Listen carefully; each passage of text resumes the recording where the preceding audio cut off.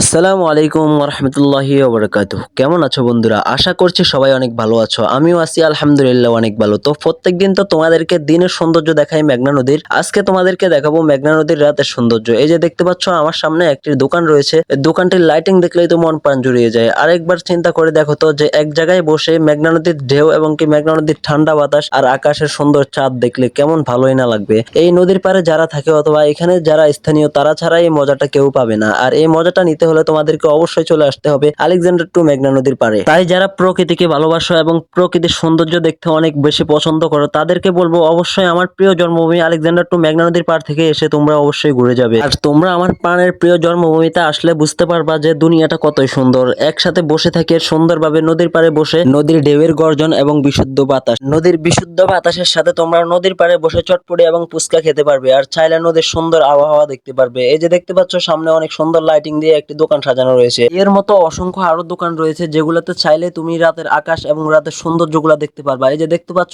আমাদের সামনে দেখা যাচ্ছে যে লাইটিং দেখা যাচ্ছে। মূলত এই লাইটিং গুলা হচ্ছে নদীর ভিতরে যে সমস্ত ট্রলার যাচ্ছে মাছ ধরার জন্য সেই ট্রলারের আসলের লাইট এবং হচ্ছে নৌকার উপরে যে লাইট রয়েছে সেই লাইট। এই লাইট দ্বারা বোঝানো যাচ্ছে যে এখানে একটি নৌকা রয়েছে, তুমি দূরত্ব বজায় রেখে চলো। আর সামনে দেখতে পাচ্ছ যে অনেক দূরে দূরে লাইট দেখা যাচ্ছে যেগুলা এক একটা 20 থেকে 30 কিলোমিটার দূরে দূরেও রয়েছে। সামনেই খেয়াল করলে দেখতে পারবা যে আমার সামনে একটি নৌকা যাচ্ছে আর এই নৌকাটি মাছ ধরে এখন মাত্র উঠে আসছে। আর তোমাদেরকে তো আমি আগে চাঁদের কথা বললাম। এই যে দেখতে পাচ্ছ চাঁদ দেখা যাচ্ছে, গাছের ডালের পাকে চাঁদের আলো দেখা যাচ্ছে। আর নিজের চোখে না দেখলে বুঝতে পারবা না যে চাঁদের আলো কত সুন্দর হতে পারে। এই যে দেখতে পাচ্ছ আমি জুম করে তোমাদেরকে দেখানোর ট্রাই করতেছিলাম যে চাঁদ কত সুন্দর হতে পারে। আমার আজকের ব্লগটি এখানে শেষ করলাম। তো যারা আমার চ্যানেলে এখনো নতুন তাদেরকে অবশ্যই বলবো যে আমার চ্যানেলটি লাইক এবং সাবস্ক্রাইব করে দিবেন। ধন্যবাদ।